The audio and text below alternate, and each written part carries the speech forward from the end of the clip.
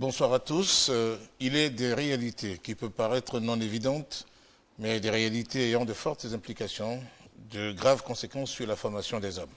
Nous avons notamment choisi aujourd'hui de révéler les profondeurs d'une enquête d'un compatriote sur l'impact du table-banc sur la formation. Retenez-vous.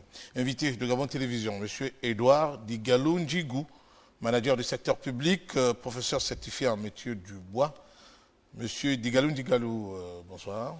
Bonsoir, M. Alexandre. Alors, M. Digalou Njigou, les questions qui se posent au monde de l'éducation, on le sait, sont diverses, certes, mais celle que vous évoquez n'est pas moins importante. Vous êtes diplômé, comme on l'a dit, dans les métiers du bois, mais comment vous y arrivez spontanément l'idée de penser, mener une réflexion sur le table-banc dans un océan du monde de l'éducation et de l'enseignement supérieur plein de problématiques de développement? Merci, M. Alexandre. Les mobiles sont simples.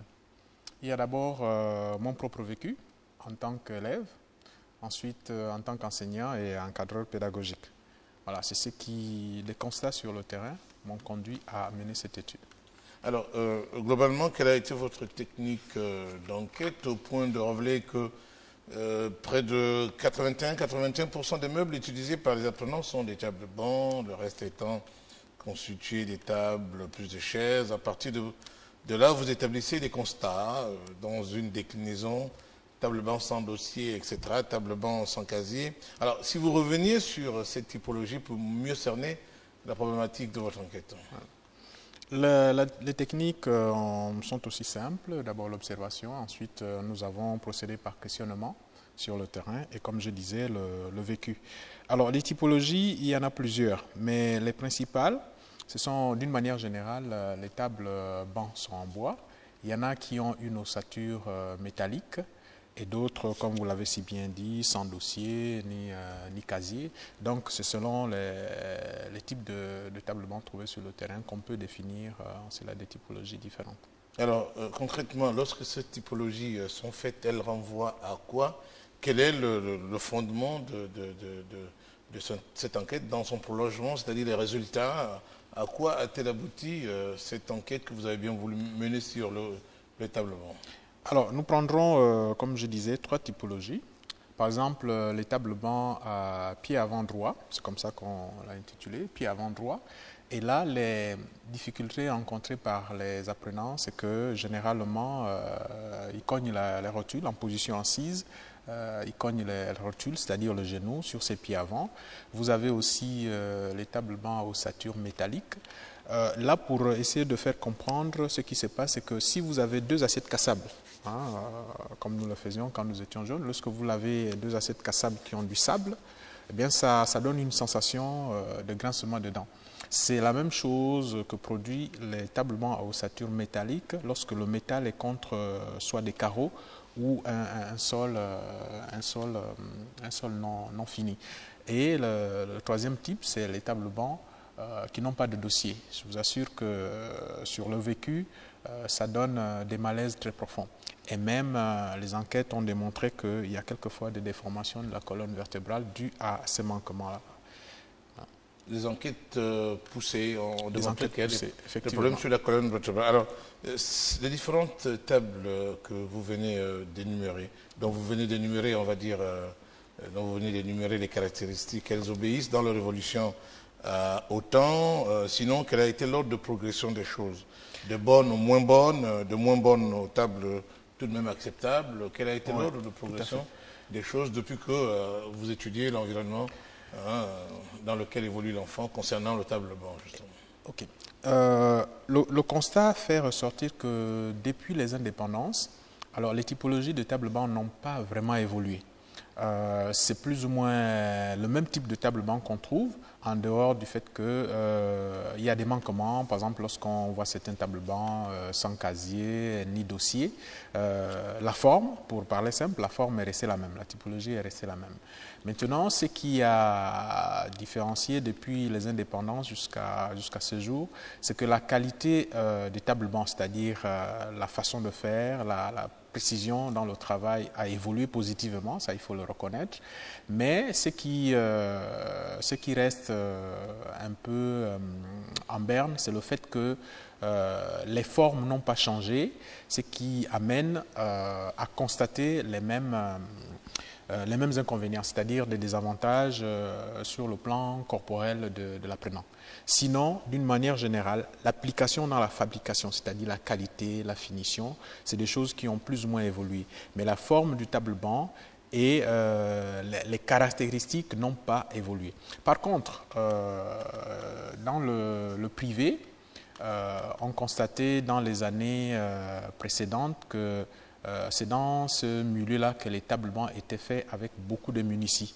Mais malheureusement, les 20 dernières années, nous constatons que de ce côté, dans les établissements privés confessionnels, il y a eu comme un relâchement dans la qualité, dans la spécificité de la fabrication de tables-bancs. Alors, tout cela dit, on peut penser à la normalisation des choses, aux normes. Est-ce que, selon vous, il y a une réglementation à la manière? C'est quand même, on va dire entre guillemets, malgré le fait que ça soit destiné aux apprenants, un marché qui est là quand même. Est-ce que le gouvernement, vous êtes spécialiste du bois, n'a pas jugé utile d'offrir aux spécialistes des métiers du bois que vous êtes, par exemple, des éléments normés qui fassent que on tienne compte de ces derniers pour finalement construire ou mettre à la disposition des écoles des tables-bancs conformes à un certain nombre d'éléments techniques? Vous posez là une question très pertinente et c'est pourquoi d'ailleurs il y a quand même des démarches dans ce sens-là.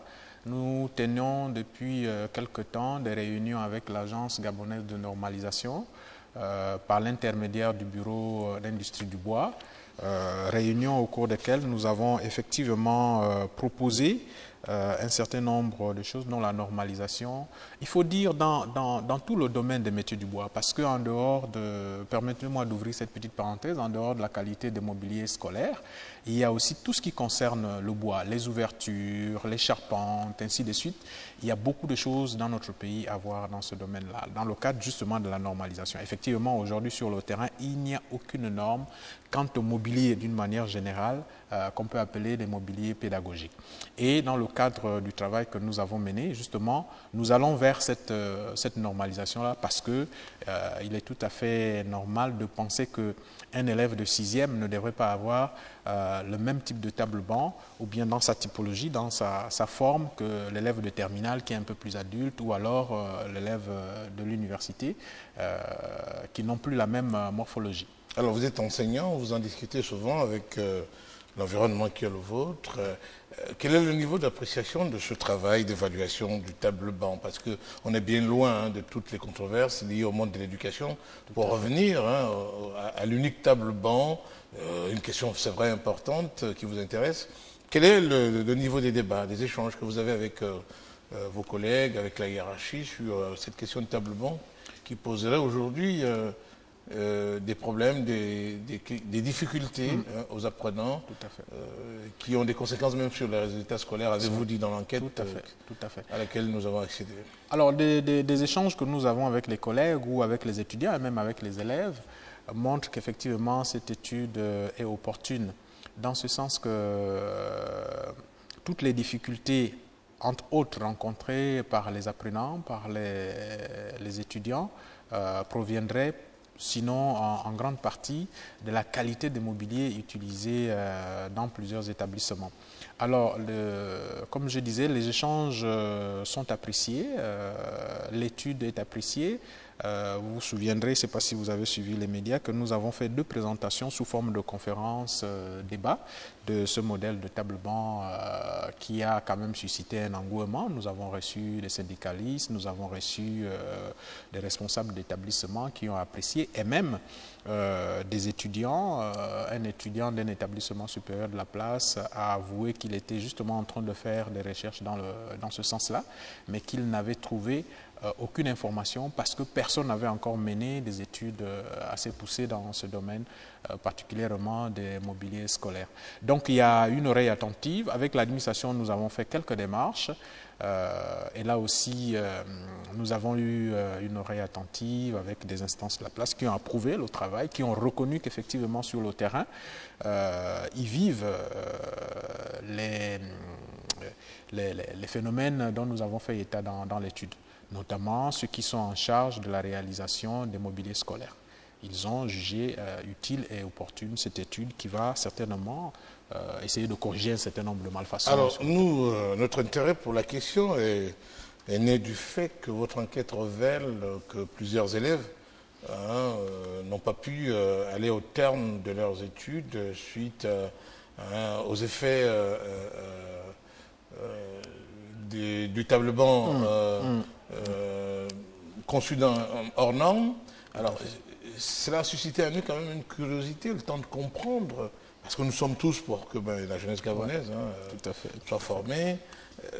Cette question, comment vous l'élucidez au mieux pour que tout le monde prenne conscience de ce qu'un table-banc mal façonné peut entraver l'évolution normale d'un apprenant qui est parfois obligé de déserter le dit table-banc pour ne pas dire abandonner son parcours scolaire. Vous faites bien de poser cette question. Tout à l'heure, nous parlions du mode, de comment nous avons procédé sur le terrain.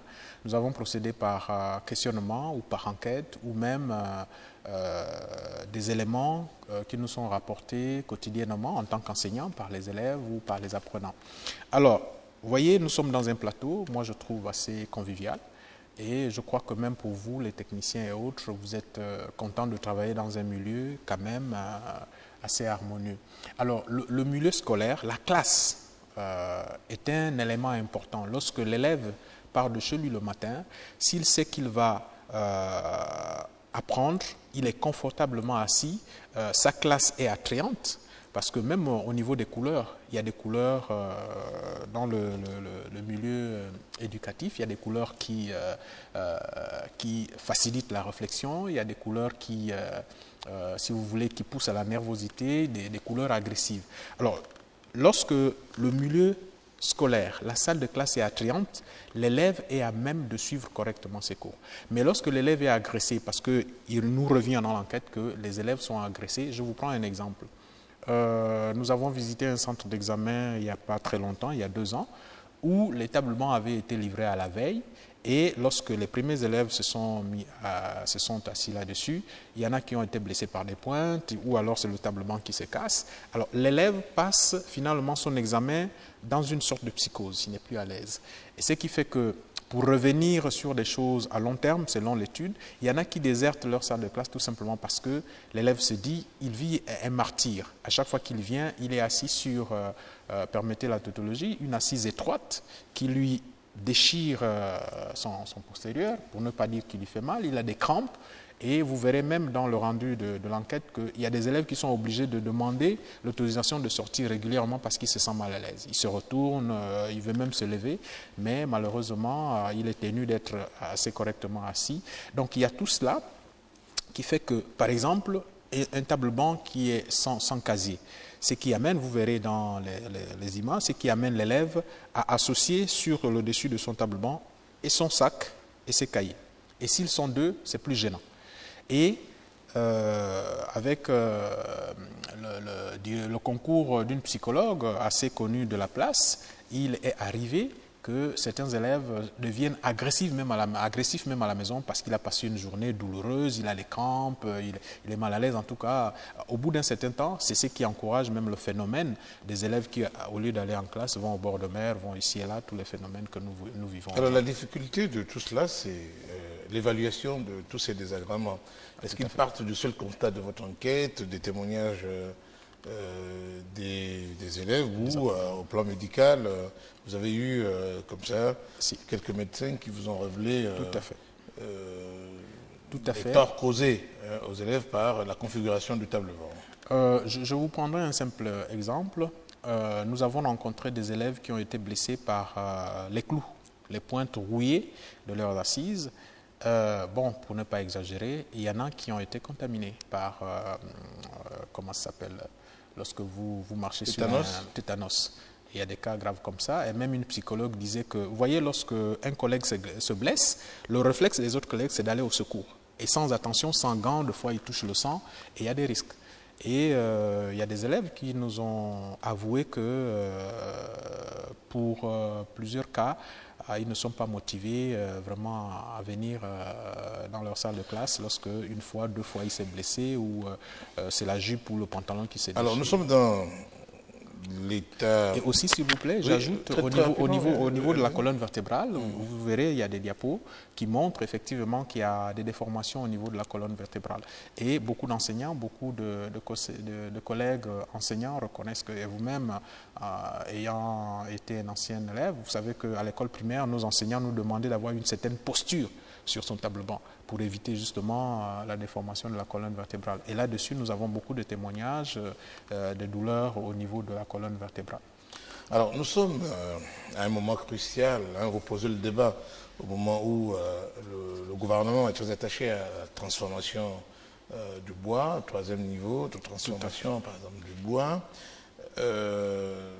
Selon vous, vous proposez dans l'enquête dont les résultats ne sont pas venus, un tableau-banc ergonomique. Tout à fait. D'abord, revenir sur le terme, tableau-banc ergonomique, qu'est-ce que ça veut dire?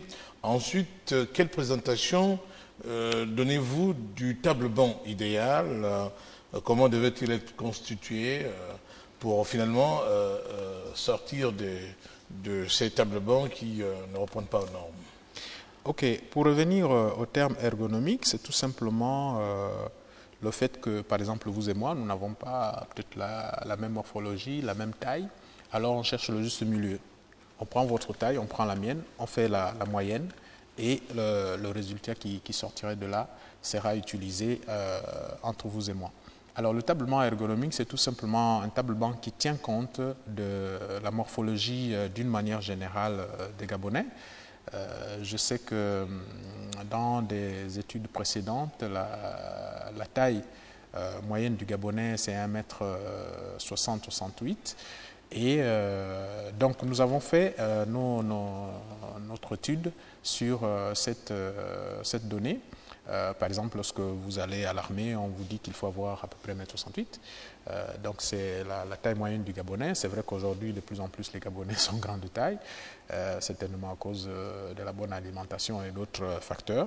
Et donc nous avons travaillé de telle sorte que le banc ergonomique que nous proposons satisfasse le maximum d'étudiants. Encore que là, en fonction de la tranche d'âge, vous verrez aussi dans le rendu de l'étude, parce que même si nous pouvons trouver un modèle de tableau-banc ergonomique, il ne faut pas oublier que lorsque nous partons du primaire au poste supérieur, forcément, à cause de l'âge, nous n'avons pas la même morphologie. Et là aussi, donc, en fonction des tranches d'âge, nous avons trouvé un tableau-banc ergonomique. Si vous prenez du primaire jusqu'à peu près en classe de 6e, il y a un modèle. Et à partir de la 5e jusqu'à peu près en terminale, il y a aussi un modèle. Et de la terminale au supérieur, au poste supérieur, un autre modèle avec des dimensions bien précises. Alors, vous êtes là donc dans la configuration liée, on va dire, aux mensurations de l'individu, prenant son évolution dans le temps, c'est vrai. Mais en ce qui concerne la présentation physique même, tout à l'heure vous parliez de cartable à disposer, de stylo, comment devrait se présenter ce tableau-banc idéal? Alors, le tableau-banc, comme vous le dites si bien, idéal, nous espérons qu'il sera idéal. Il faut tenir compte de trois principaux facteurs. Il y a le dessus, il y a l'assise et le dossier. À ces trois principaux éléments, il faut ajouter le casier et la forme des pieds du tableau-banc. Alors, ce qui se passe, c'est que en dehors de ces trois éléments fondamentaux, et nous voyons sur le terrain que beaucoup, vous verrez dans le rendu de l'enquête, que les fabricants aujourd'hui ne tiennent compte que de trois éléments, donc le dessus, l'assise et peut-être de temps en temps le casier, ce qui justement pose un sérieux problème. Parce que lorsqu'une assise n'a pas de dossier, imaginez par exemple pour les étudiants qui passent 4 heures, 6 heures de temps assis à suivre un cours, par réflexe, lorsque vous êtes resté assis longtemps, le réflexe c'est de s'adosser, de soulager la colonne. Et il se trouve que deux fois, il y a pas, vous relevez par réflexe, il n'y a pas de dossier. Ce qui arrive, et ça c'est arrivé, moi-même en tant qu'enseignant, je l'ai vécu, c'est que l'élève cogne, enfin heurte le tableau derrière parce qu'il tombe. C'est déjà un danger. Ensuite, beaucoup de malformations des membres inférieurs qui sont dues tout simplement au fait qu'à longueur de journée, les étudiants, les élèves cognent leurs genoux contre le pied de table-banc avant. Alors vous verrez dans le modèle que nous proposons que le pied avant, au lieu d'être droit, il est concave. Il y a un creux pour libérer les membres inférieurs. Donc ils peuvent. Ensuite, un des éléments, c'est le dossier. Le dossier, généralement, sur les tableaux classiques, vous le verrez qu'il est en pente. Alors que, normalement, la bonne posture d'un élève assis, comme vous le voyez sur la photo là-bas, la bonne posture voudrait que le dossier du tableau soit vertical, de telle sorte que lorsque l'élève est assis, il n'est pas penché vers l'arrière, encore moins vers l'avant, mais son torse, il est vertical. Et ça permet à l'élève, à l'apprenant, de rester éveillé pendant un bon bout de temps. Donc, pour résumer, il y a l'assise, parce que s'il n'y a pas d'assise, l'élève ne peut pas travailler. Deuxièmement, le dessus. S'il n'y a pas de dessus, l'élève ne peut pas écrire. Troisièmement, le dossier. C'est très important. Et quatrièmement, le casier. Parce que s'il n'y a pas de casier, et ça c'est revenu dans l'enquête, les élèves s'encombrent. Soit ils gardent son sac au dos pendant le cours, soit il le met sur les jambes, ou alors il le pose sur le dessus. Et ça encombre. Ou alors c'est même sur l'assise entre les deux élèves, ça encombre. Parce que le souci est de faire en sorte que l'élève soit à l'aise et qu'il ne soit pas encombré pendant qu'il a... Alors tout ce qui est, c'est vrai que ça rejoint, on va dire, les sacs et autres, tout ce qui est stylo, gomme et autres, tout ça c'est le casier ou sur la table, il y a des espaces quand même aménagés? Tout à fait. Question pertinente. Alors ça aussi c'est un élément qui est souvent négligé, pourtant il est important. Il y a ce qu'on appelle une sorte d'ergot sur le table-banc, c'est ce petit défoncé là, le petit creux qu'il y a sur le table-banc. Vous verrez ces derniers temps que la plupart des fabrications n'ont pas cet élément-là, pourtant indispensable pour poser les stylos, les gommes, la règle, ainsi de suite. Alors ce qui arrive souvent, c'est que lorsqu'il n'y a pas cet ergot-là, l'élève perd souvent son bic, il tombe, il le ramasse, ça perturbe le climat. C'est des petites choses vraiment négligeables, mais pourtant qui sont très importantes pour favoriser le calme et la tranquillité dans la salle de classe. Alors, dans cette présentation, je constate que vous êtes dans une dimension s'attachant à la dualité, 2 élèves par table-banc. Oui. On voit quand même des tables-bancs qui sont parfois longues, 6-7 personnes. Cette configuration, on ne la voit pas trop dans votre enquête? Nous avons proposé, comme je disais, 3 modèles. 1 place, 2 places, et le dernier modèle, c'est le plus long, 4 à 5 places pour les amphithéâtres ou d'autres milieux un peu plus grands. Alors, couramment, on utilise dans les établissements primaires ou secondaires le modèle 1 place ou 2 places. Et le modèle 1 place, en fait, c'est 1 ou 2 places. Et celui de 2 places, c'est 2 ou 3 places. Lorsqu'on arrive dans les classes, pour le moment, chez nous, nous avons encore des classes à forte densité. Donc, vous pouvez mettre sur le modèle 1 place 2 élèves qui seront assez bien assis. Alors, sur le modèle 2 places, vous pouvez en mettre 3. Alors, ce qui arrive, Monsieur Alexandre, vraiment, dans la fabrication, si vous faites l'enquête, vous verrez qu'il y a moins de munitions apportées d'une manière générale au mobilier scolaire. Alors, dans les diapos que vous allez découvrir dans le document qu'on va vous laisser, vous verrez qu'il y a des tables-bancs qui ont des arêtes vives, c'est-à-dire non adoucies. Mais ça, on appelle ça en métier du bois, comment on appelle ça, des armes blanches. Parce que le bois, lorsqu'il a des arêtes vives comme ça blesse. Et à longueur de journée, vous vous imaginez un élève qui prend des petites blessures à chaque fois, et quelquefois la fibre du bois vous perce. C'est des choses que nous vivons. Et là, je vous assure que dans la journée, vous enregistrez des blessés. Alors, la typologie, là on vient de parler de longueur, parlons de la typologie pour nos compatriotes, il faut quand même penser à eux. On voit dans des immeubles une adaptation, des rampes d'accès pour les personnes handicapées. Alors, il y a quand même des élèves handicapés. Comment votre étude intègre-t-elle cette réalité quand même de ces compatriotes qui doivent apprendre comme tout, qui ont les mêmes droits que nous tous. Effectivement, nous en avons tenu compte. Nous avons tenu compte de cette catégorie d'apprenants parce qu'il ne faut pas les dissocier. Alors ça rentre dans les exceptions. C'est-à-dire que lorsque dans une salle de classe, on enregistre des compatriotes qui sont dans cet état-là, alors en dehors de la dimension générale ergonomique définie, en fonction de la tranche d'âge, comme je disais, il y a des adaptations. Alors par exemple, si vous avez une assise où vous êtes obligé d'intégrer des accoudoirs, là aussi, en fonction des âges, on fabrique conséquemment. Donc, on tient compte. Parce qu'aujourd'hui, le table-banc de 2 places varie en fonction, comme je vous disais, de la tranche d'âge des apprenants. Alors, M. Dingalou Ndjigou, tout cela c'est bien, mais formaliser tout ça c'est mieux.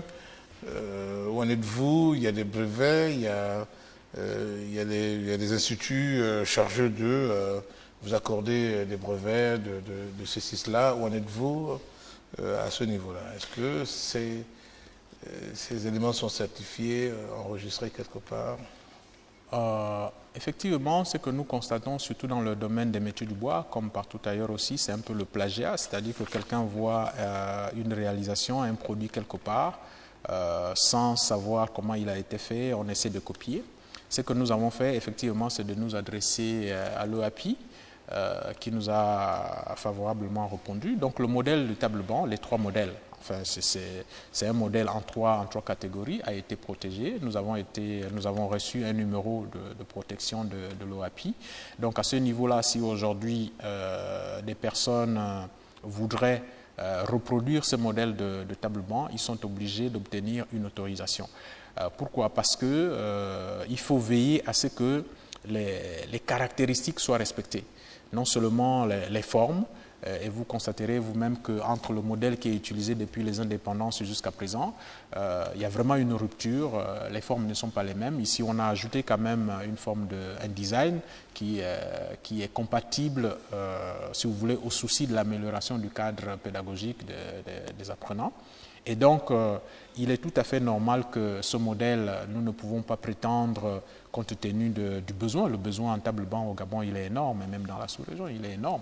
Nous ne pouvons pas tout seuls le reproduire. Donc, ceux qui voudraient, ceux qui apprécieraient, c'est le cas déjà, parce que nous avons beaucoup de compatriotes qui se sont rapprochés de nous pour dire nous voulons adopter ce modèle, effectivement, puisque nous avons fait des tests pratiques sur le terrain. Les tests sont probants, qui veulent le reproduire, mais avec notre accord pour que nous veillons aux caractéristiques, à la durabilité, à l'aisance. Monsieur Dingalou Ndjigou, il n'y a pas mieux que vous pour vendre cette découverte. De tout temps, on parle du monde de l'éducation sur d'autres questions. Vous intéressez au table-banc, question tout aussi importante et on va dire inédite, parce que ce n'est pas de ça qu'il s'agit lorsqu'on évoque les problématiques de l'éducation nationale et de l'enseignement supérieur au Gabon. Alors, succinctement, l'opinion nationale serait heureuse qu'un message à son endroit conforte une certitude, le fait que votre produit soit désormais incontournable. Que lui dites-vous succinctement? Merci, monsieur Alex. Vous savez que notre pays est engagé sur une voie d'amélioration de toutes les conditions de vie, d'habitat des populations. Et donc, nous avons pensé que dans le domaine des métiers du bois d'une manière générale, parce qu'à côté du table-banc, il y a d'autres projets. Je vous ai parlé des charpentes. Aujourd'hui, nous avons un phénomène dans plusieurs provinces de notre pays, les charpentes, les toits de maisons qui s'envolent et tout ça. Donc là aussi, nous avons une étude. Alors, en ce qui concerne le modèle de table-banc que nous proposons, nous avons déjà l'adhésion de beaucoup de compatriotes, des collègues enseignants, des syndicalistes qui nous ont même fait des propositions, il y en a qui nous ont invités à la journée de l'enseignant. Ce que nous leur disons, c'est tout simplement qu'en général, quand il y a un nouveau produit qui arrive, on est un peu sceptique, c'est normal. Mais il faut souscrire à cette évolution. Quand même vous adresser aux autorités compétentes quand même du monde de l'éducation nationale. Tout à fait. Des démarches à valider ce genre de projet. Voilà.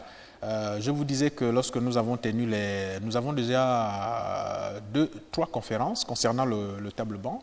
La première conférence était sur l'usage que nous voyons aujourd'hui des 1001 là, des bois que certains industriels vont prendre, bref. Et donc, nous avons fait une démarche au niveau des autorités qui ont eu une oreille attentive justement dans ce sens-là.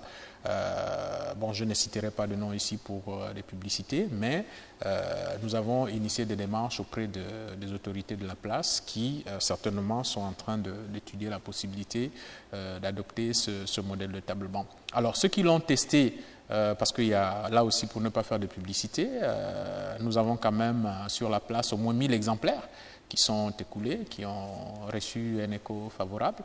C'est de suivre l'évolution, de ne pas être sceptique. C'est simple, ceux qui se posent encore des questions peuvent se rapprocher de nous. Les modèles sont là, les 3 modèles, 1 place, 2 places, 4 ou 5 places, qui peuvent essayer. Nous en donnons même à certains établissements pendant un temps, c'est-à-dire qu'ils essaient et ils ont le retour des apprenants et à partir de là, adopter Merci, M. Ndigalo Ndigo. À côté de ces aspects qui peuvent paraître bien mercantiles, il y a l'essentiel, l'impact du table-banc sur le parcours scolaire d'un élève, ce qui a valu cette étude que vous venez de rendre publique.